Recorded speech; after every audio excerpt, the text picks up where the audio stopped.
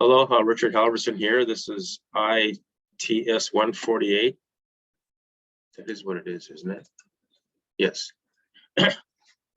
This is the first week of classes. This is the first class video for fall 2021. And so today I'd like to just to get started with the first lecture. Let me share my screen. And so I have my chat window open here in case you want to ask a question via chat. All right, so when you log into Laulima, you should see your ITS148 should be an option. If it's not, go over and click Sites, and you should see it over here. And then so you click the star. If you don't see it over here, then that means something's wrong with your registration or something. So contact me. In the meantime, until we get straightened out, I can just put you in here manually. But anyway, so if you click on syllabus,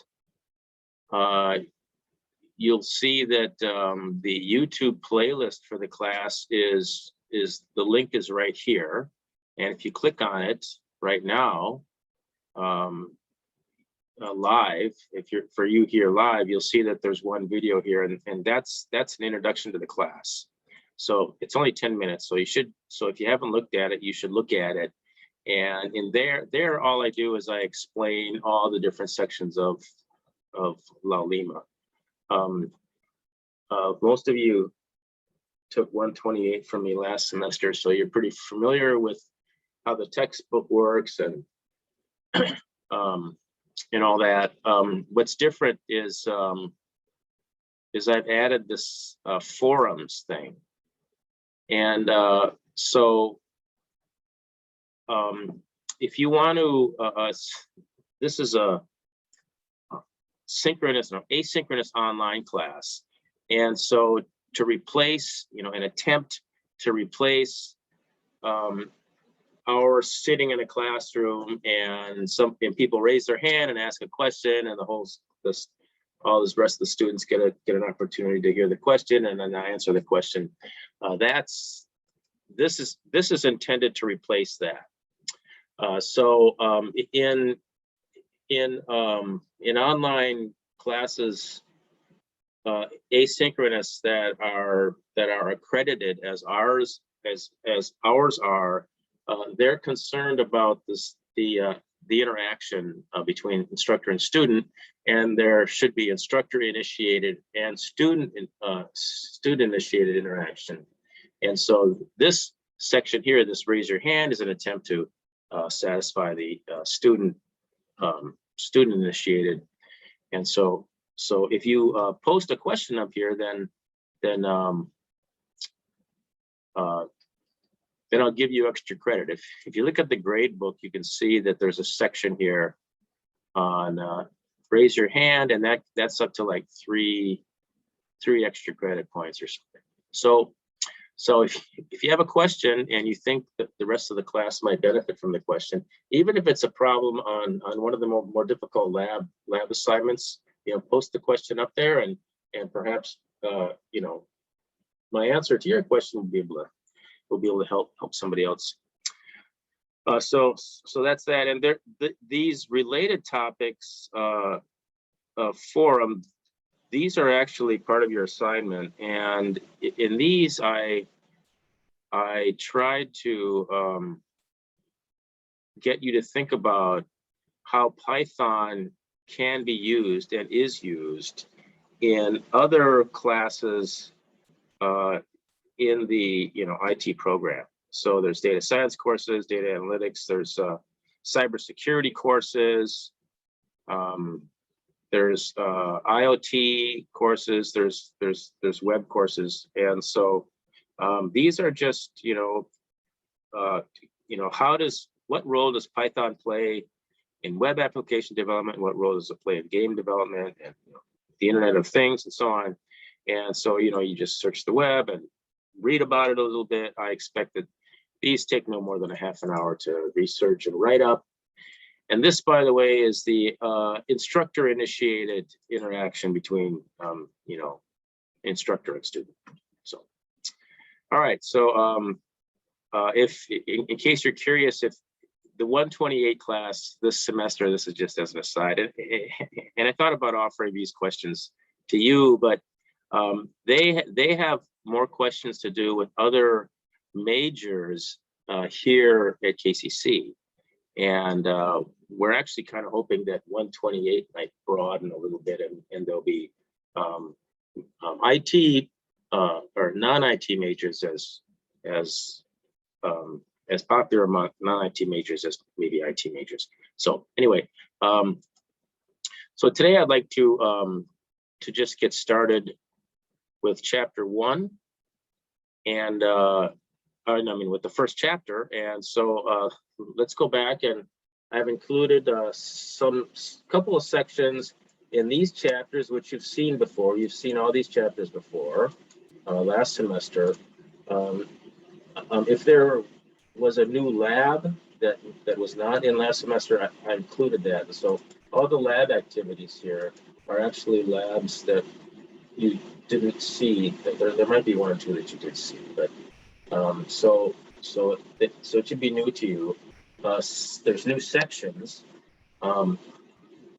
I've also included some of the beginning sections that are important for each of these topics, just to kind of refresh your memory and to reinforce it. It's nice starting out with a bunch of material, and you read it, you go over it, and you go, yeah, I remember that. Yes. It kind of builds up your confidence, going into the rest of the course. So all right, so let's get started. So okay, so let's click on the book here.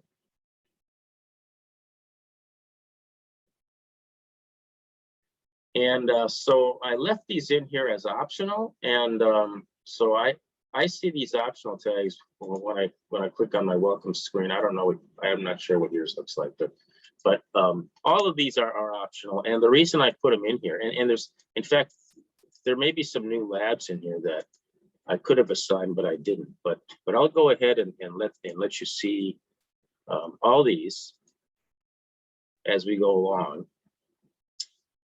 But chapters 1, 2, 3, 4, and 5 really are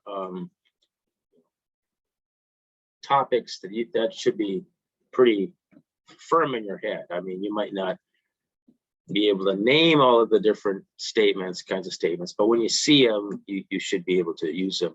And when it comes time to use them, you should know that that's the type to use.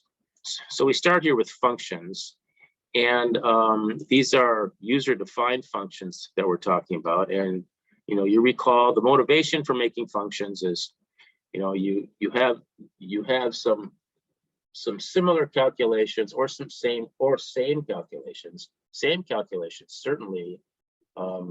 You put the equation and equations once in a function, and then you just call that function, and then you eliminate the possibility of, because you're repeating. In this case, you see there's a mistake here. This should be minus, and so that's with functions. So these are all optional. So you can do them, but you won't get points for them. They won't be included in the download of grades when I download them. And this is what somebody was asking about that before. Okay, so you have to look here to see what's optional and what's not. And what happens is when I actually download them,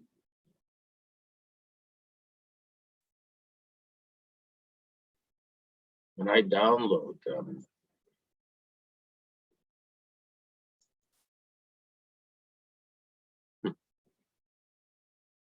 think these get downloaded. I should check to see if, because I don't intend these to be included. I'm quite sure they're not included. Anyway, I'm quite sure they're not included in the download. Oh no, they're not, because I check what I download, and this is all that gets checked. Okay, so yes, the optional ones do not get included in the download. These are the only ones that will be. All right. Okay, good. So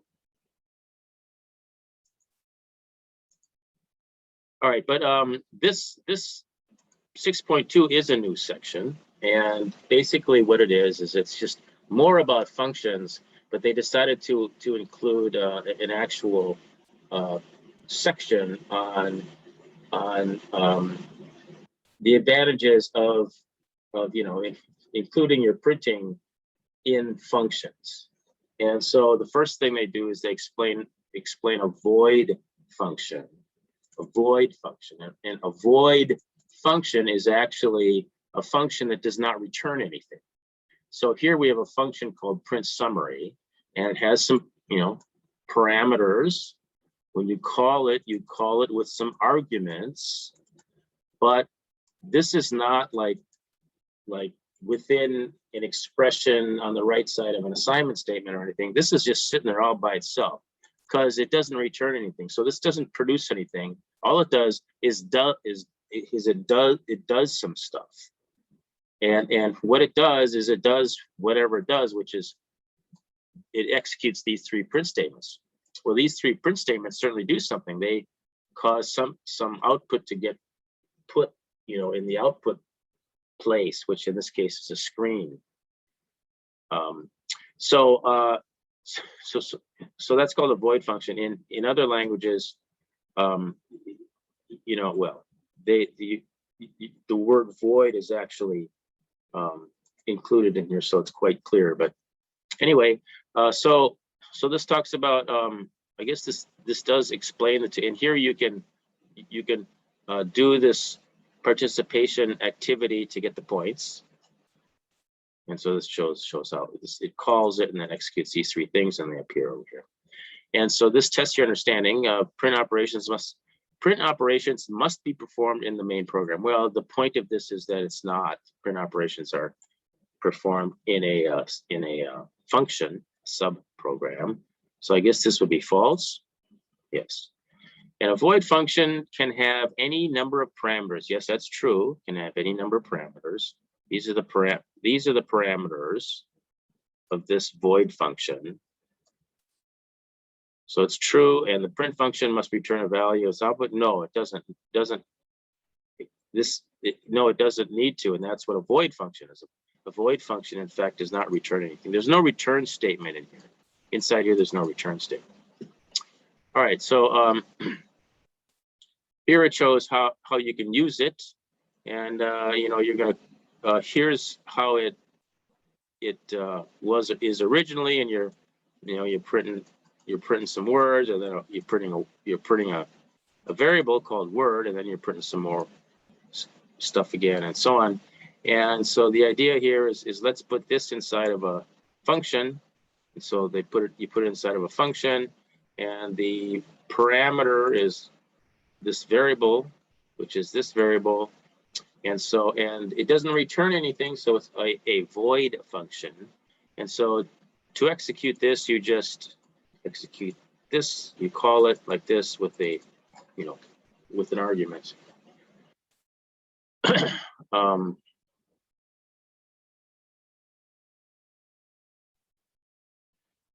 To output the phrase "this" with 10 different words, what is the minimum number of times the main program would need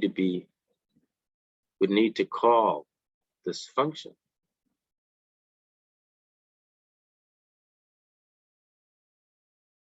Print greatest. Oh, you want to print it 10 times? 10 different words? I guess it's 10. It wouldn't be 30. All right. So to output in the galaxy instead of on Earth,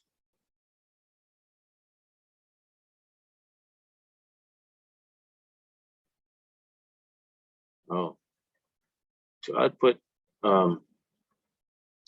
in the galaxy instead of, well, anyway, you can read this and go through these, okay? So I don't need to do them all for you. Here's a menu. And so it prints the menu, and then it asks for the choice. Maybe this, maybe this. And depending on the choice, it does whatever. Okay. So let me just.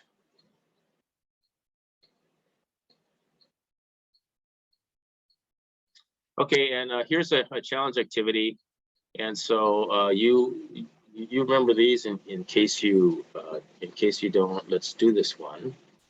So we're just supposed to play computer and execute the code. So let's start, and we're supposed to say what the output is. So age to print is 23, and we want to pass 23 into here, and so it outputs user age goes right here, so 23. So it outputs you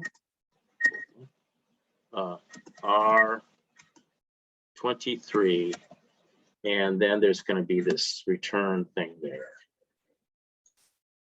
Okay, good. What's next?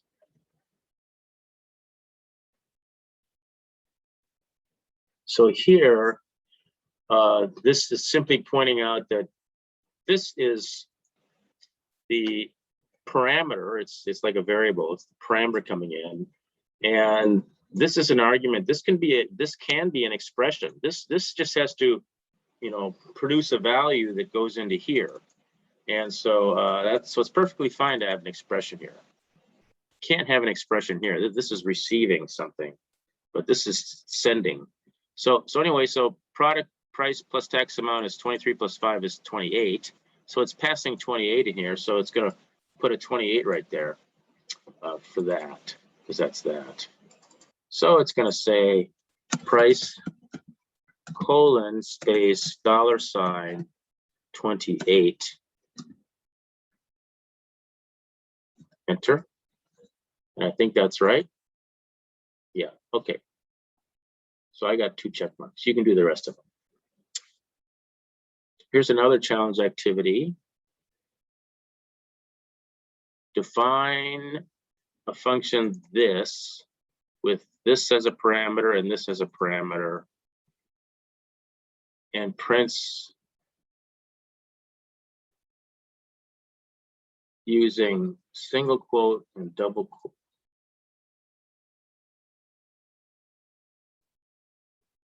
End with the new line. Ah, I see. That's what these. Okay, that's what these are. Feet and inches. Okay, so you input a user feet and a user inches, and it outputs something that looks like this. Use that to print a double quote. Sure. Okay. All right. So what am I supposed to do? I'm supposed to make a function. Oh, okay. So I guess we're going to do def print feet inch short, and it's going to parameters are going to be num feet, comma num inches, and it's going to print. Let's see.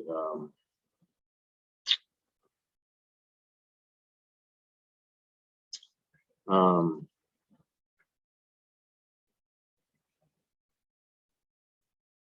see. I think I do.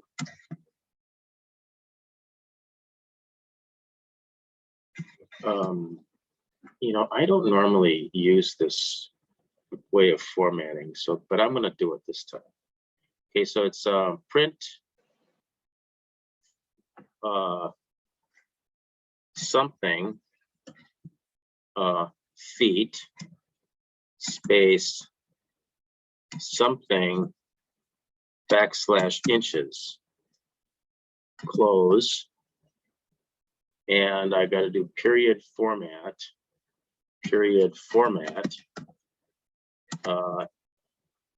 num feet num inches close the parentheses.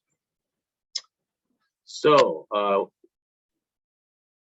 Oh, is it? So now I have to see if this is right. Okay, here goes.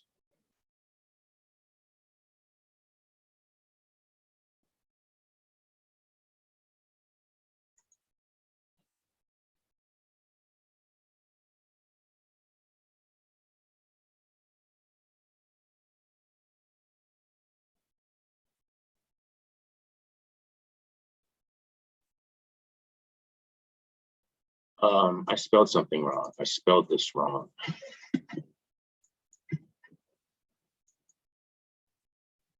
Okay, I guess it worked. All right, well, that's pretty good. What do you know? Okay, so let's go back here. And so that's this section. And so let's just, what time is it? So what, 1:51, and we've got 4 labs to do. Okay, well, let's just, it's already new, there's no more new sections. Okay, so let's see. Dynamic typing is the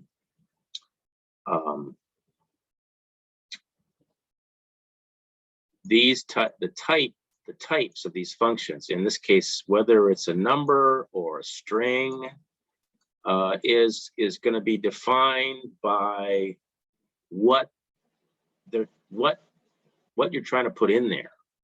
And so here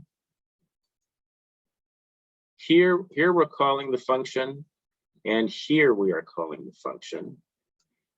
We're calling this function. And in this case, we're putting in 2 numbers.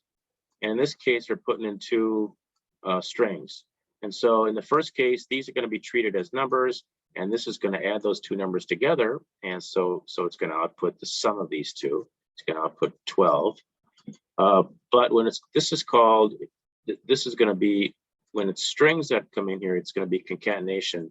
So it's going to be Tora Bora, just like this, one word. See. So polymorphic means more than one, so it functions 2 different ways. All right, so that's dynamic typing. Other programming languages don't allow that. Python doesn't allow a lot of things, but it does allow this. All right, so you remember that these reasons for functions, these are all, you just think about it a little bit and they're pretty obvious. Writing mathematical functions talks a little about that, how, sometimes you think of things in reverse, you got to help keep track of that. Function stubs are useful when you're writing large programs and you are writing you're writing top down, which means you're writing the main functions first and get those working, and then you write the functions, the sub functions that the main functions call. And so as you're getting the main functions to work, you haven't written the sub functions yet. So you put what are called function stubs, and to do that, you can just have it return, some fixed number when it's supposed to calculate, or you can just have this word pass, which means a function definition has to have something in it, and so pass is a legitimate statement that does nothing. So that's useful, and functions can have branches and loops, of course. Functions are objects, which means you can like treat them like objects, and you can pass them. When you pass objects, you're actually passing a chunk of code, and so on. And this talks about common errors in functions. You probably remember that, and they're all pretty obvious after you've written functions a few times, which you probably should have by now. It's these kinds of errors are obvious, and then there's scope. That's variable scope, whether variables are declared first outside the function or inside the function. And so there's rules about that, global. And if you want to do the other thing, like here, this variable employee name is defined outside the function, and then inside the function we have employee name being defined again. So this employee name is not the same as this employee name because of scope. Variables defined inside here are only valid or only mean anything inside the scope of this function. When this function is executing, then yeah, these mean something. But when the function is done executing, these disappear. Well, let's say you wanted this one to be the same as this one. Well, if you wanted that, then you have to put this in here. You say global employee name, which means there is an employee name defined outside, and I want to use that same one inside here. So then when this executes, it's going to write it into this one instead of defining a new one. See, in this one, it defines a new one. So anyway.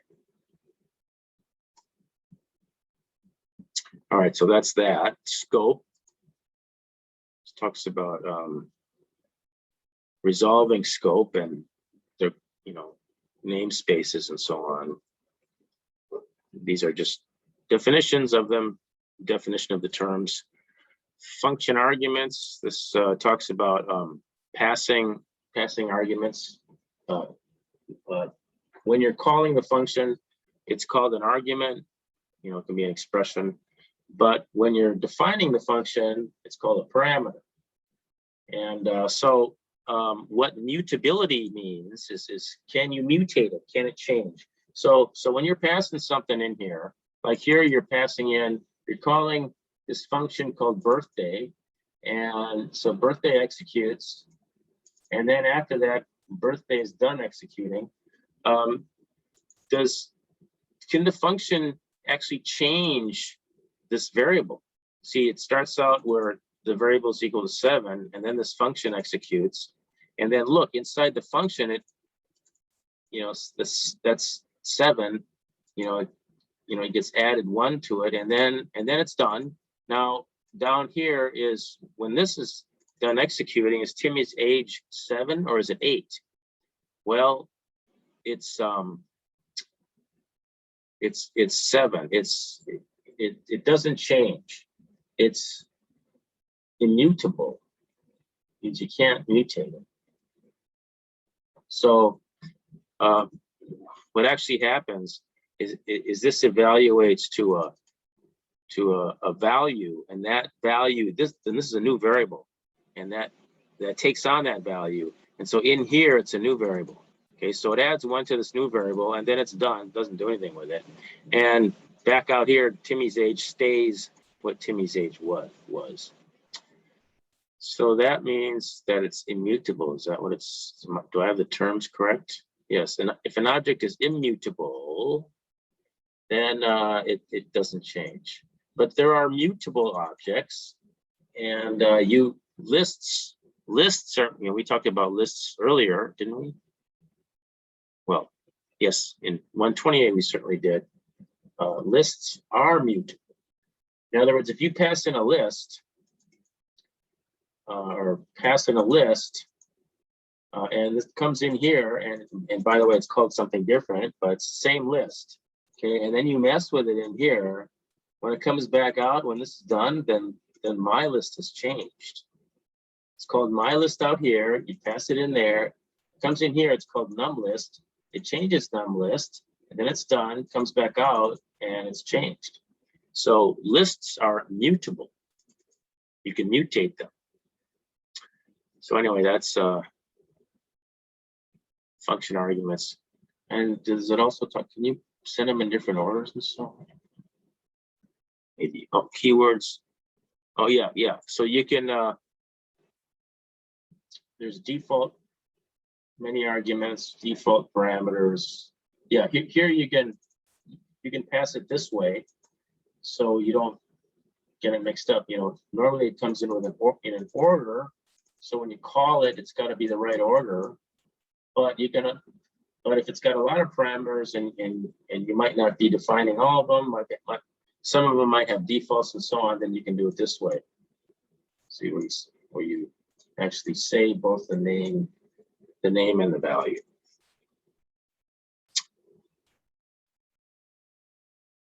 So arbitrary arguments, it's like an arbitrary number of arguments, and you call them arg1, arg2.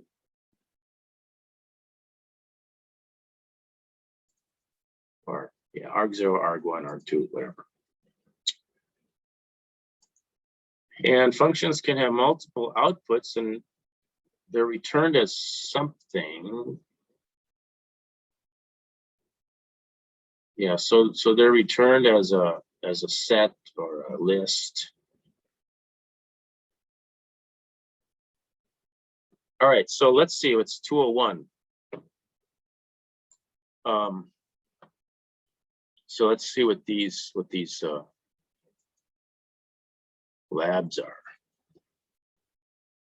Are these new? 6-8 lab Fibonacci sequence. I think maybe a couple of them are new.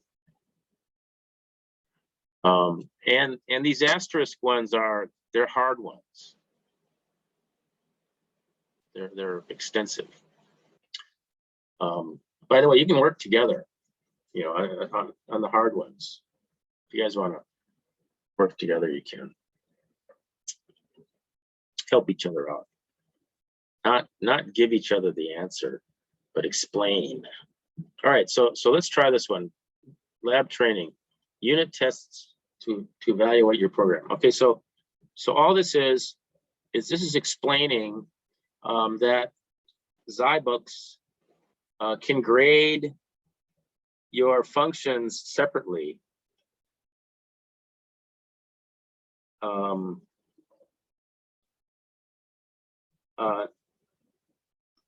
Because Python, okay, so it's nothing special about Zybooks. It's just that Zybooks takes advantage of the fact that when you're creating a Python program, if you enclose your main program in this if statement block, then you can use your main program, the function definitions up above, or it doesn't have to be up above. The function definitions of your main program can be like a library, and your main programs, you know, is the module name. Okay, so and so this, so by putting your main program inside this if block, then what's in this if block is only going to execute if the module is the main program. Okay, so here it is. And so we're supposed to fix this. Okay, so kilos to pounds. It should be times kilos, because kilos are bigger. 2.2 kilos, no, 2.2 pounds to a kilo. 2.2. Okay, so the kilos numbers, kilos to pounds. This should return. Oh, it should return pounds. So so it should be a bigger number. If you pass in 1 kilo, is that right? Okay. Kilos to pounds is 1 kilogram equals 2.2 pounds. Okay, right. So anyway, so we're passing in kilos and we're outputting something. Well, this is not going to be bigger than kilos. This is going to be smaller than kilos, right? Your device. So the error obviously it's the multiply. It should be that. So now, because your main, and this here is your main program. Okay, the first thing it does is it asks the user to input some kilos or some number, and then it calls this function that you've created with kilos as this input number as the argument. And it outputs, it's got a return statement. So it's not a void function, it actually outputs something. It outputs this computation that gets put in there, and then it prints out pounds, comma, LBS. So now this is going to be, this is in a program called main Y or main PY. Now, if you want to use this main PY program as a module, and the reason you want this module is because it's got this great kilos to pounds function method that you want to use for other stuff, you want to use for other programs. You don't care about this down here, or you don't care about this. It's just this up here. Well, you can change the name of the module to something else. Don't call it main.py, call it something else.py. And then you include that as a module up on top of your some other program that wants to use this function, and it works fine. This is completely ignored. Okay. Now, when Zybooks is testing, it takes advantage of that. So it takes this thing in there, it takes this, and then it uses that like a module, and it just tests this. So it does not test this, it tests this when it's testing modules. So that's what it's explaining here, that it does that. So anyway, so if we run this, so we can submit this for grading. And we got all the points because it's doing these module tests. Input 60, it should get back this in pounds back.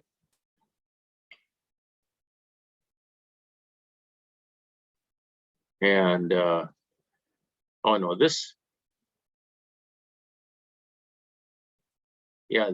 tests the output of the program, but this tests. Oh, so what happens if I do this?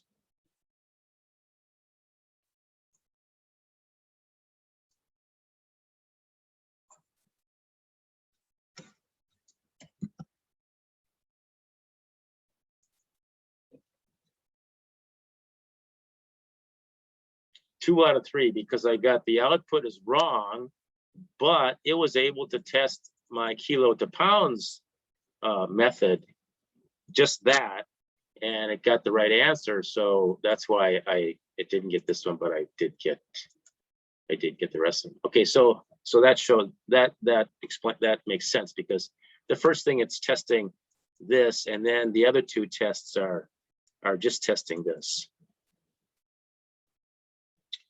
So that's why you have to make sure that you name, you know, when it tells you to name a method, you know, something, you got to make sure you name it that, because it's gonna call it.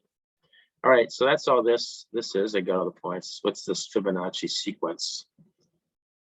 All right, do I have some notes? Some notes. So here.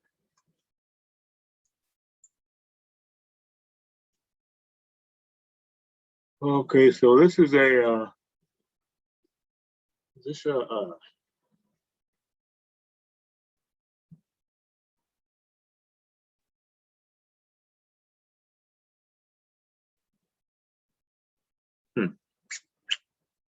yeah, this is a recursive function. A Fibonacci sequence begins with zero, then 1, then all the subsequent values is the sum of the previous two. So these two are, it starts out with that, and then it adds these two and gives you that, and then it adds these two and gives you that, and adds these two and gives you that, and adds these two and gives you that, and adds these two and gives you that. So this is going to be the sum of the previous two. So we're going to complete this Fibonacci function, which has an index n as a parameter and returns the nth value in the sequence. Any negative index values should return -1. So like this is 0, 1, 2, 3, 4, 5. So if you say 5, it should 6. If you say 6, it should output 8. If you say 7, it should output 13. I think. Yeah, 7 should output 13. Okay. Use a for loop and do not use recursion. Don't use recursion.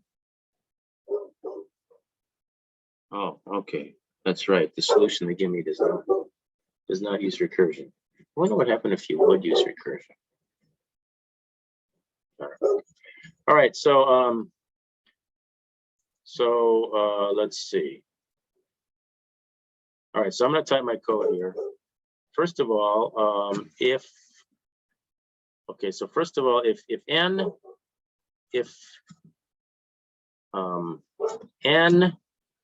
is less than 0,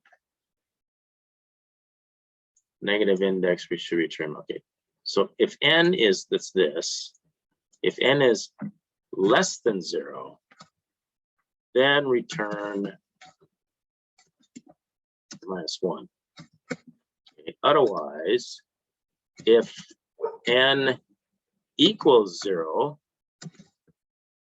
then return 0. Yeah. If n equals 1,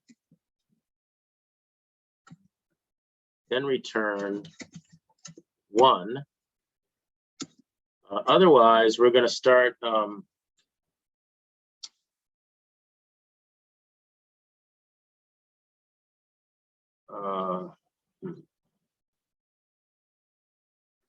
all right, so I got to keep track of the last one and the okay. So starting with 2. So starting with 2 is now. So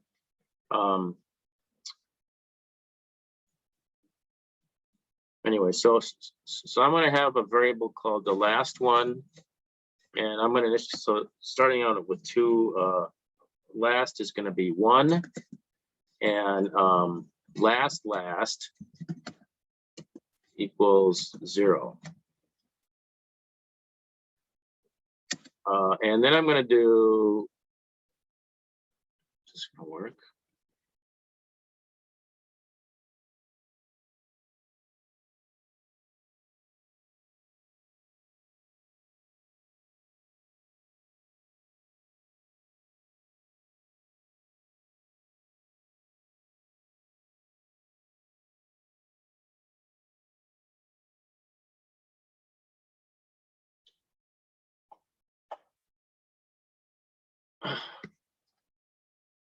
For I in range of n.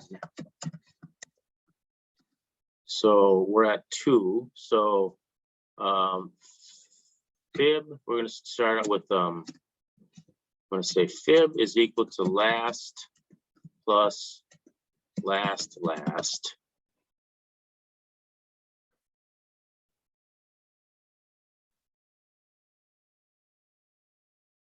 I don't.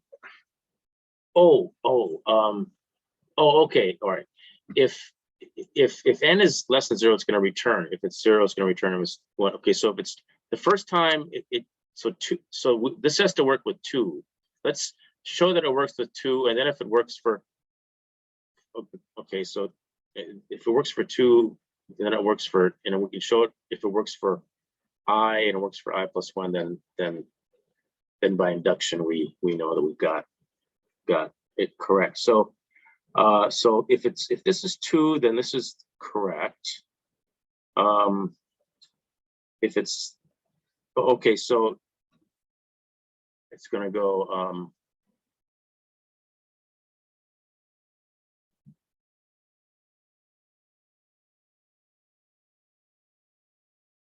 before last.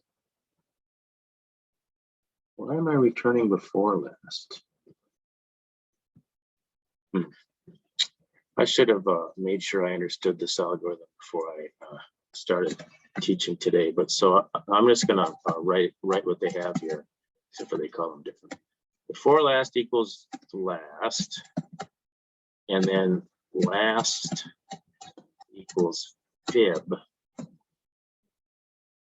And then we're going to return for last. Return last. Okay, so let's say it's 2. So it's going to come down here and it's going to say first I is going to equal to 0.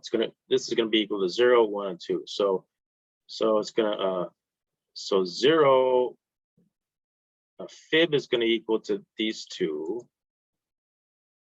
And then last is going to equal to last. And then, oh, that makes sense. Okay, so So this is going to be 2. Okay, so it starts out where, so this is going to loop, what time is it? This is going to loop 3 times. It's going to loop once for I equals 0, once for I equals 1, and once for I equals 2. It doesn't matter what I is. All we care about is that it's going to do it 3 times. So the first time, fib is going to be equal to 0 plus 1. So fib is going to equal to 1. So I'll tell you what I'm doing. I'm going to put a comment over here. Comment. The first time, fib is equal to 1. And lib last, no, I mean last is going to be equal to whatever last was, which is 1. And last then is going to be equal to whatever fib was, which is 1. What? Really? Okay, this is 1, this is 0, so this is going to equal to 1. This is equal to 1, so now this is equal to 1. And then this is going to equal to what this was, and that's 1. Okay, great. So that's loop 1. Loop 2 is last is 1, and last is 1. So 1 plus 1 is 2. And then last is going to be equal to what last was, which is 1. And this last is going to equal to what this was, which is 2. Okay, so that's the second pass. And the third pass is fib is equal to what last and last, so it's going to be equal to 2 plus, this is not turning out right, is it? Last should be equal to what last was, so this should still be equal to 1, I think.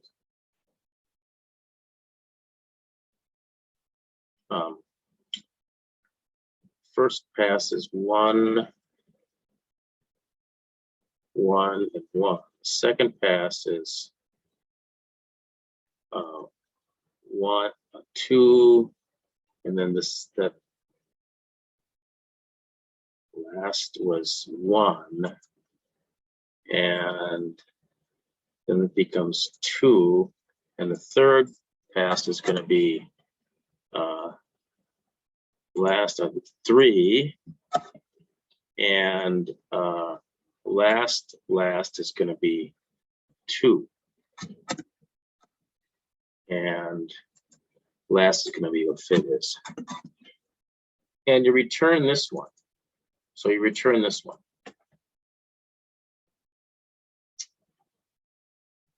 So that's what n equals 2 is. No, it should be 1 that returns.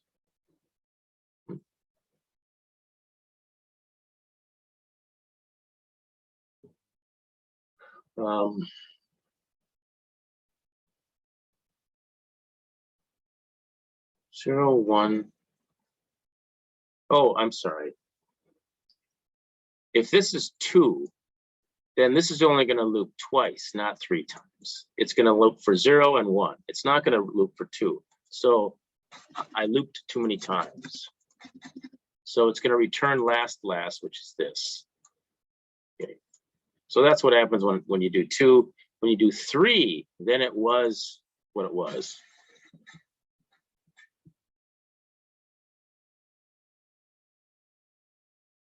And for 3, it should return a 2. Is that right?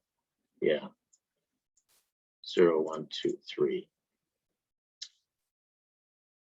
And then for 4, it's going to be this one plus this one. 2 plus 3 is 5. And whatever last was is 3.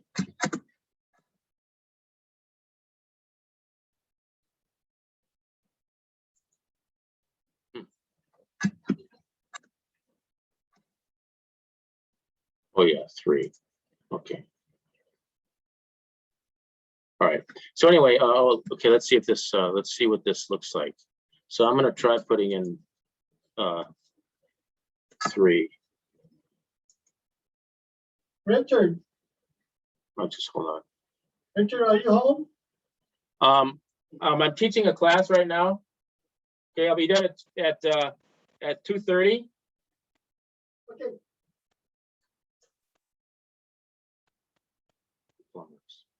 Okay. All right. So let's run this. See what it does with 3.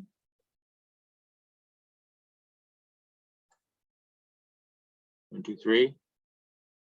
Let's see what it does with 7. It should say 13. Okay, so now what you do is just click on submit and run the program, and it should work. So you should get all the points. All right.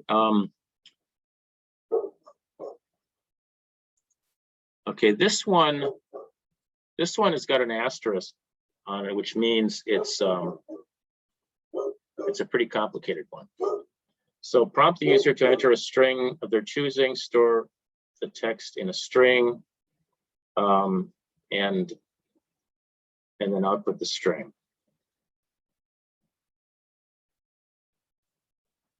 And then implement the print menu. Are we supposed to?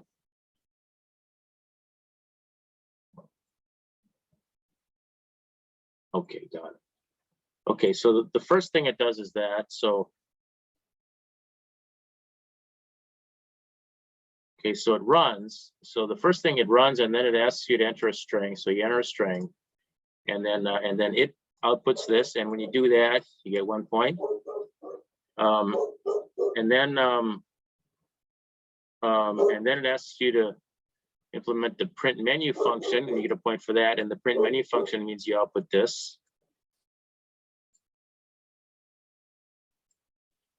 So this must be done in the main program, I guess. And then there's a print menu function, which prints out the menu. And then you want to execute the menu function, which takes 2 parameters.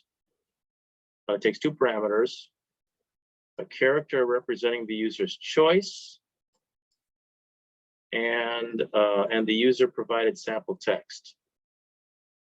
Oh.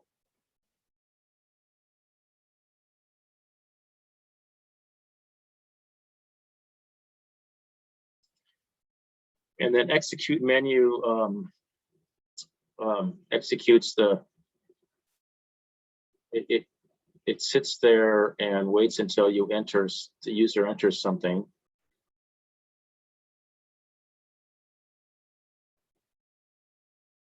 And then executes the function. In the main program, call print menu and then prompt the user's choice of the menu option. Each option is represented by a single character. And then tells you how to handle an invalid character. Implement the get number of non-white space characters. So this is saying we're supposed to implement the C function. And here we implement the get number of words function. And then we implement this one, and I presume we implement 1, 2, and 3. We implement all these functions. And we define our functions here, and we put our main program here. Wow, this is quite a program. Let's see, what time is it? It's 2:24. Well, let's just get it started here. Okay, so do I have notes? Yeah, I have notes.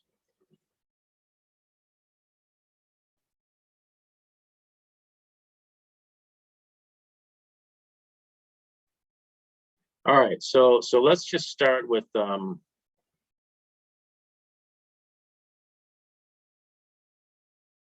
guess we can write it here.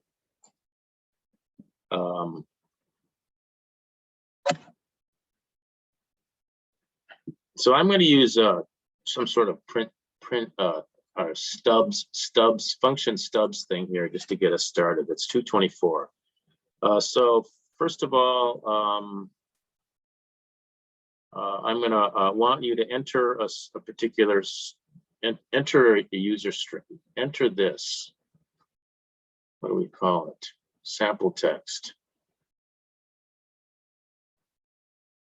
Okay, so I'm going to call sample text equals input, enter a sample text, colon, new line, close quote, close parentheses. And then I'm going to print it out, a print. Might as well do a new line, and then I'm going to print you entered, colon, close quote, comma, and then print out the user string. Sample text.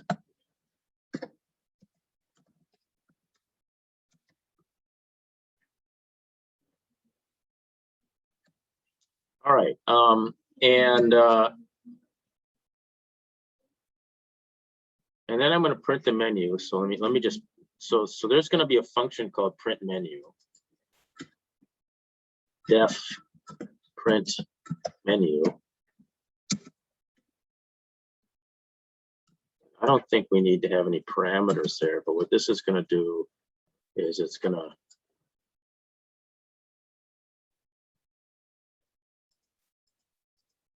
print this thing.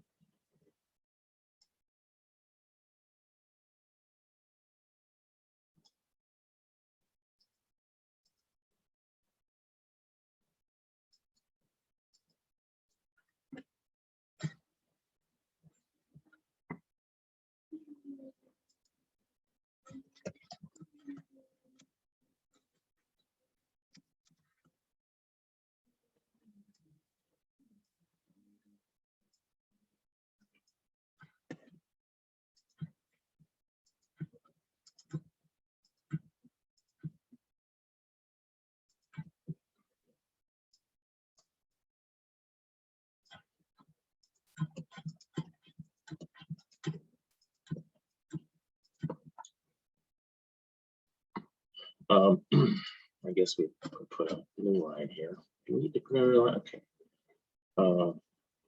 Print menu.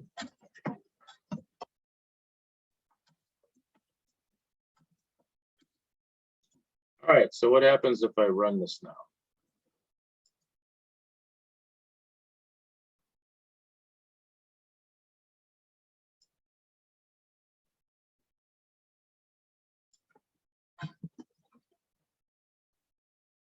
So I'm going to enter this.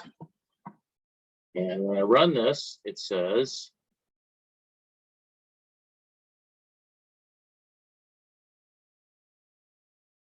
yeah, see, it doesn't print it out. Okay, and then it prints out the menu. All right, so that's nice.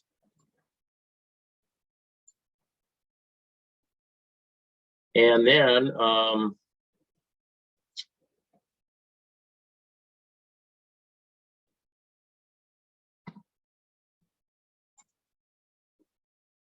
where do I execute this?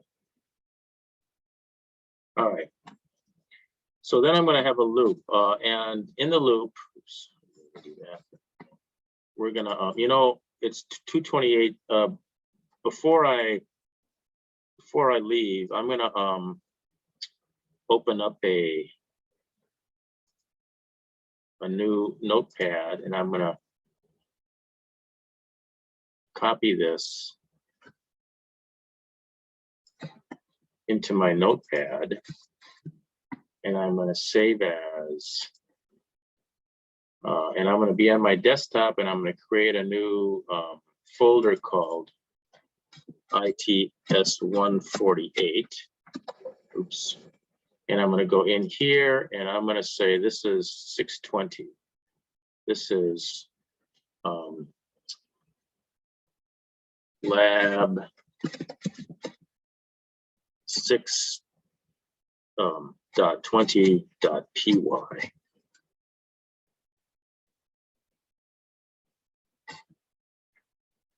And I can go in and pull up a command prompt, and you should try to make sure that you have Python installed on your computer. If you have a Mac, I think it comes with it. If you have a Windows machine, just go to python.org.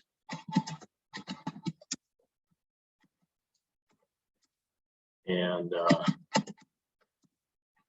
I should be, here's my program, lab 6.20 times pi, or dot p, and I can do a Python labs 6.20.py, and it runs. Enter sample text. Now is the time.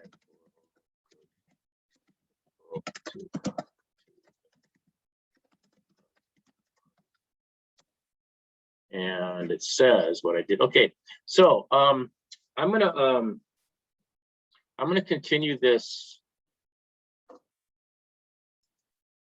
I'm gonna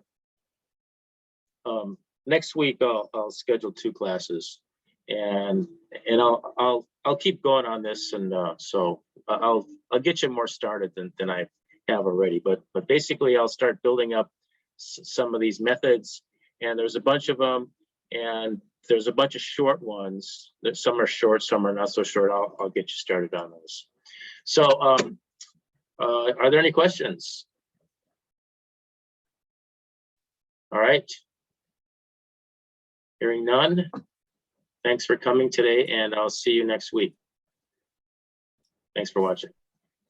Bye-bye. Bye.